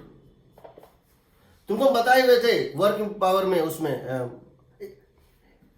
इलेक्ट्रोस्टैटिक्स में Q into V2 minus V1 is K1 minus K2, ये होता है ना। Yes sir. तो अगर एक चार्ज को, अगर -e इलेक्ट्रॉन को, चार्ज कितनी -e, इसको अगर आप एक्सेलरेट कर दीजिएगा through a potential difference from 0 to V volt, 0 to V volt, अगर एक इलेक्ट्रॉन को V वोल्ट में एक्सेलरेट कर देंगे तो डेल्टा K जो आता है वो होता है 1 electron volt. When an electron crosses a potential difference of 1 volt, when an electron crosses a potential difference of 1 volt, when an electron crosses a potential difference of 1 volt, its kinetic energy changes by 1 electron volt। ये होता है 1.6 into 10 to the power minus 19 coulomb. ठीक, कोई doubt? कोई doubt? मिटाए? Parameter क्या होता क्या चीज? है सर? जूल होगा ना सर, जूल होगा ना? अरे हाँ जी, हाँ क्या पूछे? Parameter, impact parameter. Impact parameter Rutherford model में होता है, उसमें ये होता है। और ये एक न्यूक्लियस है गोल्ड का, ये अगर गोल्ड का न्यूक्लियस है या कोई भी एयू न्यूक्लियस है, और यहां से अगर एक इलेक्ट्रॉन चलना शुरू कर रहा था इनफाइनाइट डिस्टेंस पे, जब पोटेंशियल एनर्जी था 0, ये अगर एक इलेक्ट्रॉन इसके तरफ चल रहा था, ये इन्फिनिटी पे है, यानी पोटेंशियल एनर्जी कितनी है 0 है। तो होता क्या है कि जब ये आता है, इसको आना चाहिए था इस तरह से, बट इस तरह से नहीं आता है, इस तरह से नहीं आएगा। ये क्या करता है, यहां से ऐसे करके धीरे धीरे इसकी तरफ टर्न लेता है, फिर एक मिनिमम डिस्टेंस पे आता है और फिर ऐसे घूम के ऐसे चला जाता है। ठीक है, हम इस डिस्टेंस बोलते हैं इंपैक्ट पैरामीटर। जब इंफिनिटी पे था तो जो उसका लाइन ऑफ मोशन था, इंफिनिटी पे जिसका लाइन ऑफ मोशन है, वो इसके सेंटर से कितना दूरी पे है, इसको बोलते हैं इंपैक्ट पैरामीटर। इंपैक्ट पैरामीटर, ये जो पाथ दिख रहा है, ये एक हाइपरबोलिक पाथ होता है। हाइपरबोला होगा, क्यों होगा? क्योंकि यहां पर जब ये था, इसकी काइनेटिक एनर्जी पॉजिटिव थी। ठीक, जब वो इंफिनिटी पे था तो उसके पास कुछ काइनेटिक एनर्जी था, जब वो इनफाइनाइट डिस्टेंस पे था उसके पास कुछ काइनेटिक एनर्जी था। पोटेंशियल एनर्जी कितना होगा? 0। इनफाइनाइट डिस्टेंस पे पोटेंशियल एनर्जी क्या होता है? 0। पोटेंशियल एनर्जी 0, इसमें इसका टोटल एनर्जी क्या है? पॉजिटिव है। यस सर, लास्ट क्लास में बताए थे। तो ये इंपैक्ट पैरामीटर ये डिटरमाइन करेगा कि इसकी इसेंट्रिसिटी क्या होगी। ये इंपैक्ट पैरामीटर ये डिटरमाइन करेगा, बल्कि ये भी डिटरमाइन करेगा यहां पे इनके बीच की डिस्टेंस क्या होती है? मिनिमम होती है। यहां पर डिस्टेंस क्या होती है? डिस्टेंस होती है मिनिमम वेलोसिटी होती है मैक्सिमम। ये वर्टेक्स होता है, ये होता है डिस्टेंस होता है मिनिमम और वेलोसिटी होता है मैक्सिमम। इंपैक्ट पैरामीटर जब ज्यादा होता है, इंपैक्ट पैरामीटर एक सर्टेन वैल्यू से कम होगा, ये इसमें टकरा जाएगा। इंपैक्ट पैरामीटर सर्टेन वैल्यू से कम होगा, ये ऐसे बनेगा ना, हो सकता है ऐसे आए और इस तरह जाता, बट उसके पहले टकरा जाएगा ना। Yes sir. इंपैक्ट पैरामीटर ज्यादा होता है या कम होता है, उस पर इसकी इसेंट्रिसिटी डिपेंड करती है। अगर ग्रेविटेशन पढ़ाएंगे तो उसमें बताएंगे कैसे कैसे ये सब डिटरमाइन होता है, ठीक है। बट अभी तो मेंस में उसकी रिक्वायर्ड नहीं है, मेंस दे लो, उसके बाद एडवांस का हम लोग बात करेंगे। चलो, ये हो गया इंपैक्ट पैरामीटर। नाउ कोलिजन समझो, एटॉमिक कोलिजन क्या होता है और वो कैसे काम करता है। तो सी फ्रेम तो पढ़े नहीं हो, थोड़ा सा मैं पहले बता देता हूं। देखो, atomic collisions, atomic collisions, atomic collisions कैसे होते हैं और कैसे काम करते हैं। तो होता क्या है कि जब कोलिजन होता है कोई भी, इलास्टिक हो, इन इलास्टिक हो, कैसे भी हो, जब दो चीजें आपस में टकराती हैं और जितने देर वो कांटेक्ट में होती हैं, उनके बीच वो आज एक दूसरे को दबाते हैं और फिर रिलैक्स होते हैं। वो पहले एक दूसरे को कंप्रेस करते हैं, रिलैक्स होते हैं। कभी कोलिजन हेड ऑन होता है, कभी इधर होता है, बहुत सारा चीज होता है। कोलिजन के टाइम बहुत कॉम्प्लेक्स एक्टिविटीज होती है। पहले वो दबता है, फिर वो रिलैक्स होता है। इस पूरे प्रोसेस में के बाद हम डिटरमाइन करते हैं शुरू में कोलिजन के पहले क्या कंडीशन था और कोलिजन के बाद क्या कंडीशन है। हम इन दोनों से ये डिटरमाइन करते हैं कि कोलिजन इलास्टिक था या इनइलास्टिक था, बेस्ड ऑन कि काइनेटिक एनर्जी का लॉस हुआ या नहीं हुआ। ठीक, तो याद रखना, जब भी कोई दो पार्टिकल, जब भी कोई दो बॉल या दो पार्टिकल, इसकी वेलोसिटी है v1, इसकी वेलोसिटी है v2, यह u1 और u2, यह है u1 और यह है u2। कोलिजन के पहले ये आपस में कुछ किए, कोलाइड किए, कुछ हुआ इनके बीच में, कुछ फ्रैक्शन ऑफ सेकंड के लिए ये कुछ हुआ इसके बीच। और इसके बाद हमने क्या देखा, इसकी वेलोसिटी हो गई v1, इसकी वेलोसिटी हो गई v2, ठीक है। तो u इनिशियल होता है, u रिलेटिव होता है u1 माइनस u2, और v रिलेटिव होता है v2 माइनस v1। कोलिजन के पहले रिलेटिव वेलोसिटी होता है u1 माइनस u2, और कोलिजन के बाद होता है v2 minus v1। v2 minus v1, v relative जो होता है वो होता है e times of u relative. Velocity of separation after collision is e times of velocity of approach before collision. Collision के पहले जिस रेट से आए थे नजदीक, कोलिजन के बाद उसके e टाइम्स ऑफ रेट से दोनों दूर भागते हैं। इसको बोलते हैं कोफिशिएंट ऑफ रेस्टिट्यूशन, जानते हो? यस सर, 0 से 1 के बीच। इसको बोलते हैं कोफिशिएंट ऑफ रेस्टिट्यूशन। अगर ई की वैल्यू 0 होती है, हम बोलते हैं परफेक्टली इन इलास्टिक कोलिजन। क्या बोलते हैं? Perfectly in elastic collision. और अगर ई की वैल्यू 1 होती है, उसको बोलते हैं perfectly elastic collision.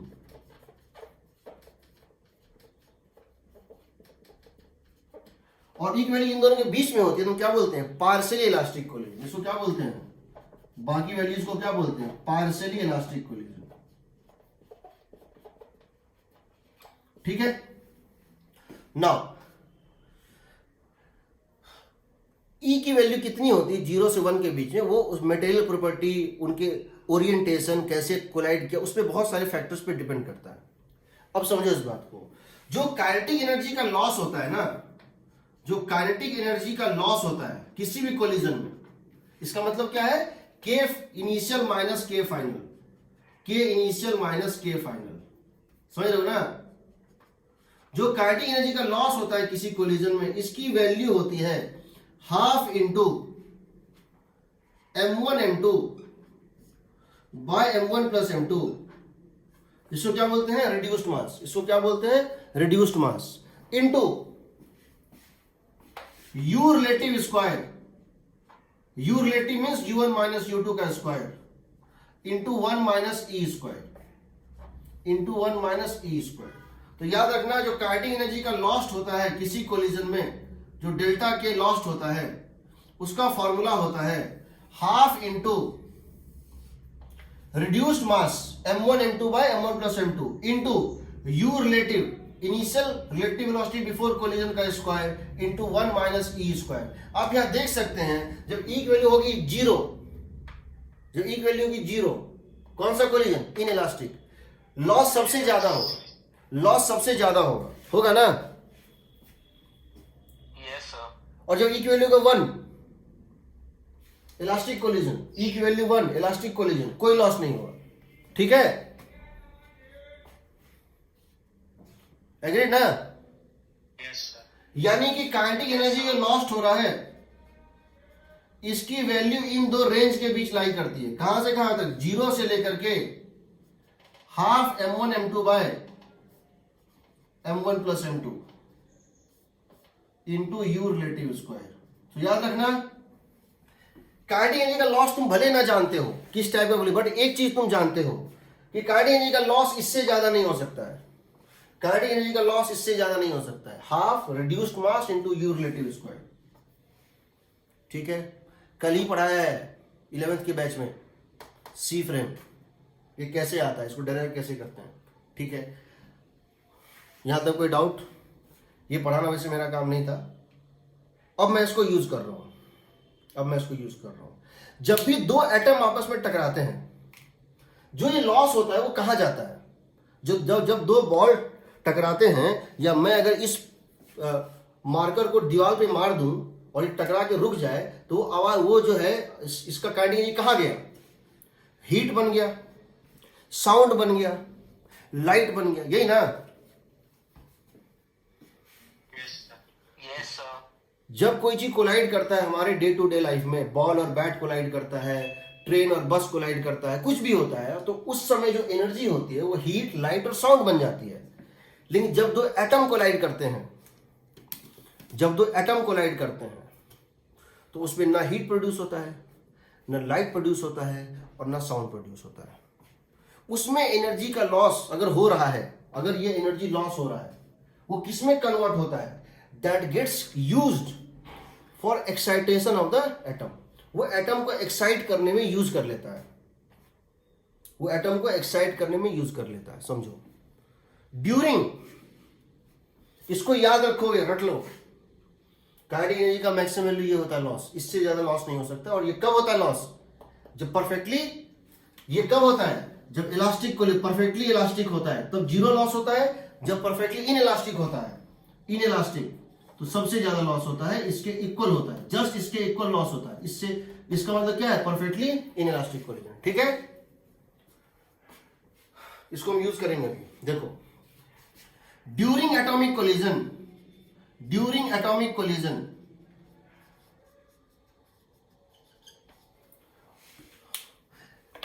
any loss in kinetic energy, any loss in kinetic energy goes in only one, can only be used, can only get converted into क्या? Delta E for excitation.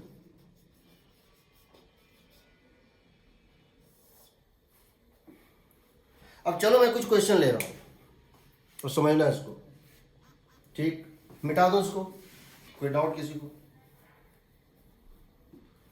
मिटा दे। इसको याद रखना, half m1 m2 by m1 plus m2 into u relative, इसको याद रखना। मिटाओ। Last line एक क्या हुआ? लास्ट लाइन छोड़ दीजिए बस। ये हाँ, क्यों? अब मिटा दी। अच्छा, मैं सोचा रेड कलर इसलिए नहीं, मेरे पास रेड कलर और है, उसे लिख दूंगा। ठीक है, देखो अब समझो इस बात को, मैं क्या कहना चाह रहा हूं। तुमसे क्वेश्चन पूछा जाएगा कि ये दोनों एटम कोलाइड कर रहे हैं, क्या हो सकता है? ये दोनों एटम कोलाइड कर रहे हैं, क्या हो सकता है, क्या नहीं हो सकता, क्या पॉसिबिलिटी है, क्या क्या हो सकता है। तो समझना है इसको। हम ये कह रहे हैं कि मान लो एक H एटम है ग्राउंड स्टेट में, और एक इलेक्ट्रॉन इसके तरफ आ रहा है, एक इलेक्ट्रॉन इसके तरफ आ रहा है, और इस इलेक्ट्रॉन की काइनेटिक जो है एनर्जी है 8 इलेक्ट्रॉन वोल्ट, और ये इससे टकरा जाता है। एक एटॉमिक एच रखा हुआ है, एक इलेक्ट्रॉन आता है, उससे टकरा जाता है। ठीक, ये कोलिजन कैसा कोलिजन होगा? इलास्टिक, इनइलास्टिक, क्या होगा? तो ये बताओ, जरा सोचो। मान लो ये पूरा एनर्जी इसको लूज कर दे, वैसे पॉसिबल नहीं है, फिर भी मान लो ये पूरा एनर्जी लूज कर दिया, बोला तुम ले लो, ये पूरा लॉस हो गया। मान लो ये पूरा लॉस हो गया, all lost, all kinetic energy lost, and given to atom, and given to atom, तुमने इसको दे दिया, ये लेगा? इसको ग्राउंड स्टेट से मिनिमम कितना एनर्जी चाहिए? नहीं लेगा। इसको मिनिमम कितना चाहिए ग्राउंड स्टेट से? 10.2। तुम दे रहे हो 8, तुम दे रहे हो 8। एक स्टेज यहां बना हुआ है, एक प्लेटफॉर्म यहां, एक प्लेटफॉर्म यहां है, तुम बोल रहे हो यहां पे आगे खड़े हो जाओ, ये गिर नहीं जाएगा, ये लेगा ही नहीं। ही रिफ्यूजेस, बिकॉज इसको 10.2 से कम दोगे, ये लेगा ही नहीं, रिफ्यूजेस। ये देना भी चाहेगा तो बिकॉज इसको 10.2 से कम है, ये 8 electron volt is less than 10.2 electron volt, he refuses. Refuses मतलब क्या हुआ? एक ही तो तरीका था काइनेटिक एनर्जी को घटाने का, एक ही तो तरीका था काइनेटिक एनर्जी सिस्टम के घटाने का, कि कुछ काइनेटिक जो है एनर्जी सिस्टम का यूज होके इसको एक्साइट करने में यूज कर लेता, तो उतने अमाउंट से पूरे सिस्टम की काइनेटिक एनर्जी घट जाती। बट वो भी नहीं हो पाया, तो क्या हो गया इसका मतलब? एक्साइटेशन में यूज हुआ नहीं, तो वापस उसको दे देगा ना, काइनेटिक काइनेटिक ही रह जाएगा। कोलिजन होगा और काइनेटिक काइनेटिक, यानी कि इस बात की गारंटी है, only one way to decrease the kinetic energy of the entire system, only way to decrease the kinetic energy of the entire system is through atomic excitation. And since this energy is insufficient for even the smallest excitation, जो सबसे smallest excitation है 10.2 electron volt का, तुम उससे भी कम दे रहे हो, ये लेगा ही नहीं। लेगा नहीं तो इसका मतलब क्या है? जो ये प्रोसेस करके अपनी काइनेटिक एनर्जी को घटा सकता था वो हुआ नहीं, यानी काइनेटिक एनर्जी काइनेटिक ही रह गया, यानी काइनेटिक एनर्जी रह जाएगा। So kinetic energy is conserved, kinetic energy of the system is conserved. That means we are guaranteed, we are damn sure कि this collision is elastic collision. ये elastic collision है, elastic collision, surety के साथ कह रहा हूं मैं, elastic collision 100% guaranteed, nothing, no possibility of any other collision. Kinetic energy system का कंजर्व रहेगा, कोलिजन इलास्टिक होगा, पहला। दूसरा अब समझो, इसके पहले एक बात मैं सारे क्वेश्चन बताऊं और क्या क्या डिफरेंट बुक्स और सोर्सेस में है। तुम 4-5 चीजों का मास याद कर लो। मास ऑफ प्रोटॉन मैं बोल रहा हूं m है मान लो, तो मास ऑफ न्यूट्रॉन भी m है, मास ऑफ हाइड्रोजन एटम भी हम m मान रहे हैं, मास ऑफ ड्यूटेरियम 2m मान रहे हैं, मास ऑफ हीलियम 4m मान रहे हैं, सही है ना? एक प्रोटॉन या एक न्यूट्रॉन के मास को क्या मान लो? m मान लो, तो लगभग ये दोनों सेम होता है। m h में भी वही होता है, एक प्रोटॉन और एक इलेक्ट्रॉन होता है, mass of h atom m है। ड्यूटेरियम 2 प्रोटॉन, एक प्रोटॉन और एक न्यूट्रॉन है, 2m है। यहां पे क्या होता है? 2 प्रोटॉन और 2 न्यूट्रॉन, 4m है। और अगर इलेक्ट्रॉन की मास लेनी है तो मास डिवाइडेड बाय 1840, 1837 होता है या 18, वही होता है ना। मास ऑफ इलेक्ट्रॉन क्या होता है? मास ऑफ प्रोटॉन का 1840 टाइम्स होता है, डिवाइड हो जाता है, यही होता है ना? ठीक, अब मैं तुमसे क्वेश्चन पूछूंगा, कैसा? ये एक H एटम है जो ग्राउंड स्टेट में है, दूसरा एक H एटम हो सकता है, या तो ये H एटम हो सकता है, दूसरा H एटम, या दूसरा एक न्यूट्रॉन हो सकता है।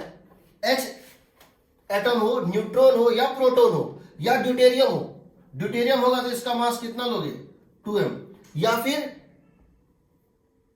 हीलियम है, मास लोगे 4m, या इलेक्ट्रॉन है मास लोगे कितना 1840, यही ना, ठीक है। एक H एटम है, एक H का एटम है और एक कुछ भी है। ये H हो सकता है, या प्रोटॉन हो सकता है, या न्यूट्रॉन हो सकता है, तीनों की मास m ही होती है। एग्रीड? कुछ भी है, या ये इनमें से कोई भी है, ये चल रहा है, ये चल रहा है, राइट वर्ड, ये भी चल सकता है, राइट या लेफ्ट, ये भी चल सकता है। इसकी स्पीड दी हुई u, इसकी स्पीड मैं दे सकता हूं u लेफ्ट, या मैं इसकी स्पीड दे सकता हूं u/2 राइट। तो याद रखना, अगर ये u लेफ्ट है तो दोनों बीच में रिलेटिव स्पीड क्या होगी 2u होगी ना, यस सर। और अगर ये u राइट है तो दोनों बीच में रिलेटिव स्पीड क्या होगी u/2। एग्रीड? एग्रीड? सही है। चलो पहला क्वेश्चन ले रहा हूं, इसको मैं रेस्ट पे रखा हुआ हूं, ये आ रही है, इसका काइनेटिक एनर्जी दिया हुआ है k। क्वेश्चन है find the minimum kinetic energy of this incoming H particle so that one of them is excited. तो ये बताओ सबसे पहले, ये H है और ये भी H है, ये H एटम है और ये भी H एटम है, तो इसका काइनेटिक एनर्जी लॉस्ट कहां से कहां लाई करेगा, depending on the type of collision. कैसे कोलिजन हो रहा है वो हम नहीं जानते, बट कोई कोलिजन होगा तो कहां से कहां लाई करेगा, जीरो से लेकर के क्या कहां से कहां तक लॉस दे सकता है। हाफ इंटू रिड्यूस मास कितना है बताओ, 2 m/2 m/2, correct. m/2 into u relative क्या है बताओ, u²। यही है। यस। यानी कि जो काइनेटिक एनर्जी का लॉस्ट इसमें होगा उसकी वैल्यू कहां से कहां लाई करेगी, जीरो से लेकर के हाफ mu² का हाफ, यही ना, 1/4 mu², सही है।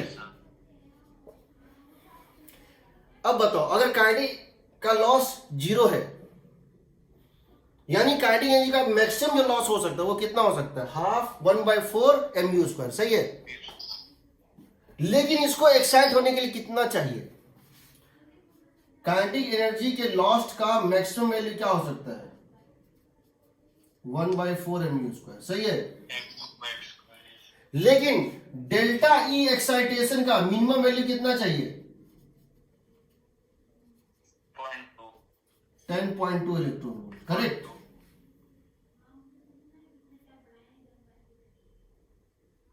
सही है। Yes sir. अगर ये वैल्यू इससे छोटा है, जो ये मैक्सिमम लूज कर सकता है, जो ये मैक्सिमम लूज कर सकता है इतना, वो भी अगर इससे छोटा है तो क्या कोलिजन में ये हो पाएगा, नो सर। नहीं हो पाएगा ना। इफ के ई लॉस्ट का मैक्सिमम वैल्यू, काइनेटिक लॉस्ट का मैक्सिमम वैल्यू, जो मैक्सिमम तुम इसको एनर्जी दे सकते हो, वो भी less than delta E minimum, delta E का मिनिमम वैल्यू है, तो इसका मतलब क्या हो गया, सोचो ये 10.2 चाहिए और तुम मैक्सिमम दे सकते हो 10, तो लेगा, तो कोलिजन 100% इलास्टिक होगा। तो इसका मतलब सोचो यहां पे एक स्ट्रेन सा चीज आता है, तुम लोग सोच रहे हो सर यही क्यों आता है, क्यों नहीं काम करें सर इस पूरे को कन्वर्ट करके दे दे, ये हाफ mu² क्यों नहीं दे रहा है सर, पूछ सकते हो ये कहां से आ रहा है, ये हाफ mu² पूरा क्यों नहीं दे रहा है।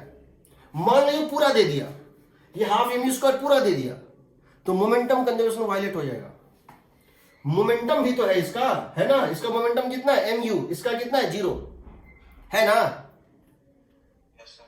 मोमेंटम को कंजर्व रखना है, मोमेंटम को कंजर्व रखते हुए जितना एनर्जी निकाल सकते हो निकाल लो, इससे ज्यादा नहीं निकाल पाओगे। इस पूरे को अगर जीरो कर दोगे, पूरे को ट्रांसफर कर दोगे तो मोमेंटम जीरो हो जाएगा सिस्टम का, इनिशियल मोमेंटम था फाइनल मोमेंटम हो जाएगा जीरो, तो वो खराब कर देगा, पूरा फिजिक्स कोलैप्स कर जाएगा।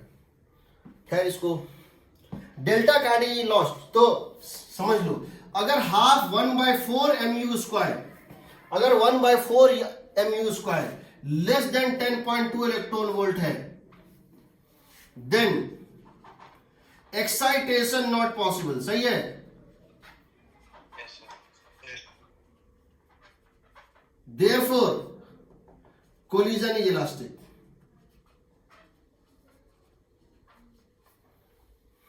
इसका मतलब half 1/4 mu square 10.2 electron volt से कम। इसका मतलब है हाफ mu स्क्वायर क्या, अगर लेस देन कितना है बताओ,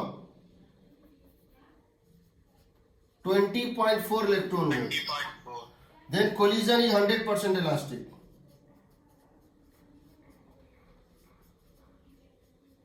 तो बताओ, अगर इसकी काइनेटिक एनर्जी 18 इलेक्ट्रॉन वोल्ट है तो क्या होगा, इलास्टिक या इनइलास्टिक?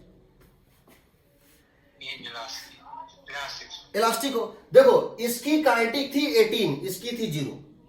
लॉस का मैक्सिमम वैल्यू है 9, लॉस का मैक्सिमम वैल्यू 9, यानी तुम 9 इलेक्ट्रॉन वोल्ट इसको ऑफर कर सकते हो कि तुम ले लो और एक्साइट हो जाओ। तुम इसमें से हाफ mu स्क्वायर है तो 1/4 इसका हाफ, तुम 9 इसको दे सकते हो। तुम बोलोगे कोलिजन के टाइम तुम 9 ले लो, ये मना कर देगा, बोले मुझे 10.2 से कम नहीं चाहिए, ये मना कर देगा, करेगा ना? Yes sir. तो कोलिजन इलास्टिक होगा। और इलास्टिक कोलिजन का मतलब क्या होता है, दो इक्वल मासेस में जब इलास्टिक कोलिजन होता है तो वेलोसिटी इंटरचेंज हो जाता है। जानते हो, दो इक्वल मासेस में जब इलास्टिक कोलिजन होता है तो वेलोसिटी एक्सचेंज हो जाते हैं। ये रुक जाएगा और ये चलने लगेगा, ये रुक जाएगा और ये चलने लगेगा। इलास्टिक कोलिजन है ना? Yes sir. तो जो इलास्टिक कोलिजन में 11th में किए थे वो कर सकते हो, इसको रोक दोगे ये चलने लगेगा। अब देखो, इसमें मैं किसी को चला सकता हूं और हर केस में निकाल सकते हैं, किसी को चला के हर केस में निकाल सकते हैं। मैं एक एग्जांपल ले रहा हूं, मैं किसी को भी चला सकता हूं। मैं अब एक ऐसा इलस्ट्रेशन ले रहा हूं जिसमें मैं सारे केसेस 1 बाय 1 डील कर रहा हूं, क्या क्या हो सकता है और क्या क्या नहीं हो सकता है। ठीक, लिखो, देखना मैं क्या करूंगा, अभी तुम समझ जाओगे।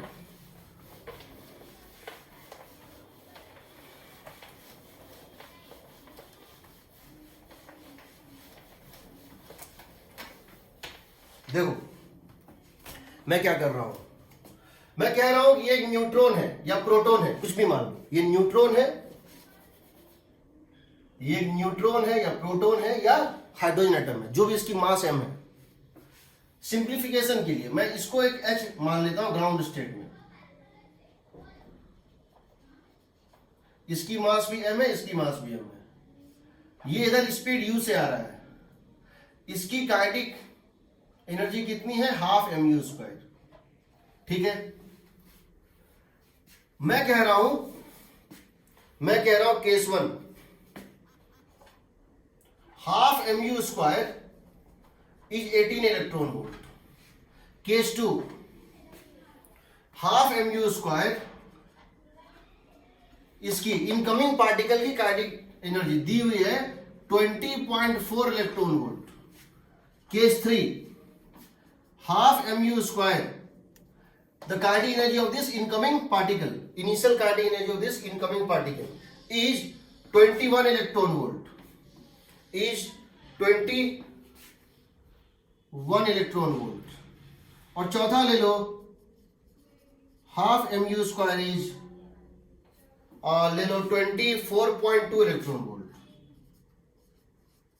ठीक, अलग अलग वैल्यूज हैं, अलग। हमको जानना है क्या होगा, हम जानते हैं इसमें जो काइनेटिक एनर्जी लॉस्ट का मैक्सिमम वैल्यू हो सकता है या काइनेटिक एनर्जी लॉस्ट का जो रेंज होगा वो कहां से कहां लाई करेगा, काइनेटिक एनर्जी लॉस्ट का रेंज लाई करेगा 0 से लेकर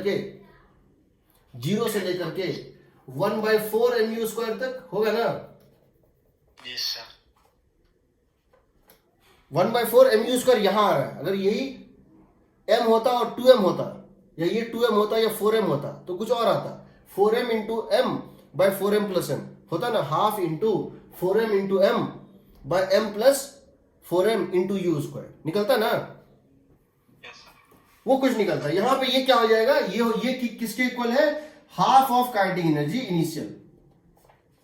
तो ये बताओ यहां काइनेटिक एनर्जी का लॉस्ट कहां से कहां तक हो सकता है, फर्स्ट केस में 0 से 9 हो सकता है ना। यहां काइनेटिक एनर्जी का लॉस्ट कहां से कहां तक हो सकता है, 0 से 10.2। यहां काइनेटिक एनर्जी लॉस्ट का वैल्यू कहां से कहां तक पॉसिबल है, depending on orientation of collision, कैसे कोलिजन हो रहा है, 0 से लेकर 10.5 है ना।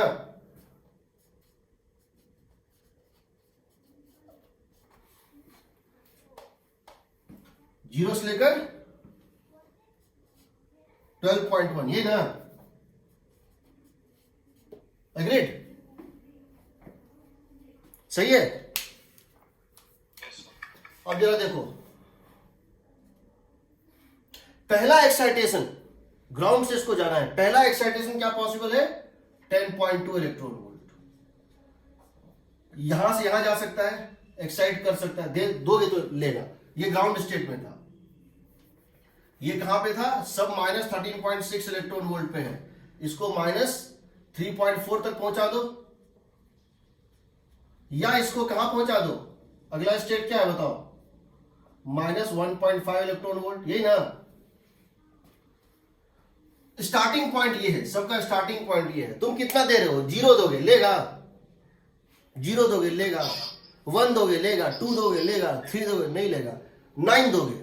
तुम इसको चाहोगे खींच के यहां तक लाएं, ये 10.2 है ना गैप, यस सर, तुम इसको यहां तक ला सकते हो मैक्सिमम, ये नहीं लेगा, ये नहीं लेगा, इसको यहां से जाने का 10.2 चाहिए, और तुम मैक्सिमम जो दे सकते हो वो 9 दे सकते हो, तो ये नहीं लेगा, इसका मतलब इम्पॉसिबल, करेक्ट ना। सो एक्साइटेशन होगा ही नहीं, एक्साइटेशन होगा ही नहीं। No excitation means no decrease in kinetic energy, no excitation means no decrease in kinetic energy, then elastic collision, एक ही पॉसिबिलिटी, इलास्टिक कोलिजन। अब तुमने अगर पूछा है स्पीड क्या होगी दोनों की, चाहे मास m हो 2m हो, तो जैसे दो ब्लॉक का कोलिजन करते थे, एक की मास m1 एक की मास m2, स्पीड दी हुई u1 और u2 और E की वैल्यू 1, इलास्टिक कोलिजन। तो जैसे मैकेनिक्स सॉल्व करते वैसे सॉल्व करो, दोनों का वेलोसिटी निकाल दो। यहां देखो, यहां से यहां तक क्या क्या पॉसिबिलिटी यहां पे, यहां देखो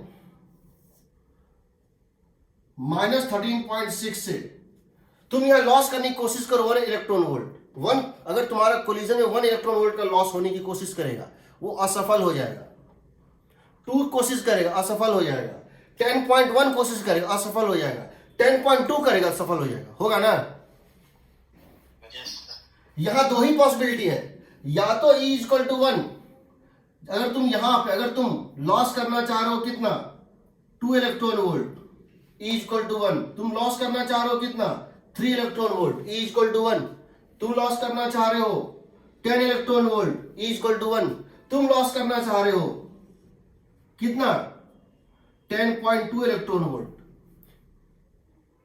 तो यहां पॉसिबल है, बट 10.2 किसके करस्पॉन्डिंग है, 10.2 किसके करस्पॉन्डिंग था, perfectly elastic, in elastic collision. ये कब था, ये मैक्सिमम लॉस है ना, yes sir, this is the maximum loss. और मैक्सिमम लॉस कब होता है, जब ये एक्चुअल होगा, तो परफेक्टली इन इलास्टिक कोलिजन होगा ना। यानी यहां दो ही पॉसिबिलिटी, E इक्वल टू 0 और E इक्वल टू 1, तीसरी कोई पॉसिबिलिटी नहीं, यहां दो ही possibility, E equal to 0 sorry E equal to 1 और E equal to 0, E equal to 1/2 नहीं हो सकता है, नहीं हो सकता है ना। नहीं हो सर, या तो होगा या सबसे ज्यादा होगा, या तो बिल्कुल नहीं होगा या सबसे ज्यादा होगा, जो हो सकता है। E इसके बीच का कोई वैल्यू नहीं मिलेगा। यहां देखो 21 है, ये हो गया 10.5, यहां से यहां तक ये हो गया माइनस 13.6, माइनस 3.4, माइनस 1.5, ये 10.2 हो सकता है, हो सकता है। ये बताओ यहां पे E इक्वल टू कितना 1 होगा जी, कोशिश करो लॉस करने का 5 electron volt, E equal to 1, 6 electron volt, E equal to 1, तो E इक्वल टू 1 तो होगा ही होगा, होगा ना? वन से थोड़ा कम।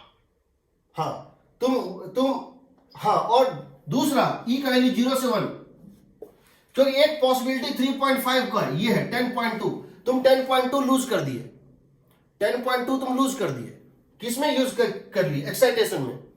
तो कितना बच गया? शुरू में एनर्जी जो भी था उसमें कितना लूज हुआ? 10.2 ना, सॉरी हाँ 10.21 लूज। शुरू में कितना था? 21 इलेक्ट्रॉन वोल्ट था, 10.2 यूज कर लिए। अब काइनेटिक एनर्जी क्या बच गया? 10.3। 10 पॉइंट नहीं, 10.3, 10.7 ना, 10.8 ना। Yes sir. 10.8 बच गया। लेकिन सोचो, ये जो देखो, इसका मतलब है यहां से लेकर यहां तक -13.6 इलेक्ट्रॉन वोल्ट से -3.4 इलेक्ट्रॉन वोल्ट तक कोई भी लूज करोगे तो E की वैल्यू 1 आएगी। यहां जब करोगे तो ये ना तो यहां पर 0 हो रहा है ना 1 हो रहा है, तो यहां कोई E की वैल्यू 0 से 1 के बीच में लाई करेगी। तो ये देखो 10.2 का लॉस हो सकता है, बट वो मैक्सिमम लॉस नहीं है, वो मैक्सिमम से कम का लॉस है। एग्रीड ना? Yes sir. तो E का वैल्यू 0 से 1, क्या यहाँ E इक्वल टू 0 पॉसिबल है? क्या 10.5 का एग्जैक्ट लॉस पॉसिबल है? No sir. नहीं पॉसिबल है। तो E equal to 0 not possible. यहां देखो -13.6, -3.4, -1.5, यहां से यहां तक देखो, यहां पे तो E इक्वल टू 1, यहां भी E इक्वल टू 1। इसके बीच में कोई भी लॉस करना चाहोगे, ये लॉस करना चाहोगे, ये लॉस करना, ये लॉस करना, E इक्वल टू 1 आएगा। यहां से यहां लॉस करना चाहोगे, यहां से यहां लॉस करना चाहिए, ये गैप, तो भी E इक्वल टू 1। यहां पर E की वैल्यू क्या? Line between 0 and 1, correct? 10.2 का पॉसिबल है ना? Yes sir. और यहां पर, यस सर। और यहां पर, यहां से यहां जाओगे 12.1, यहां E इक्वल टू परफेक्टली 1, 0। यहां से यहां तक का गैप कितना है? 12.1, सही है ना?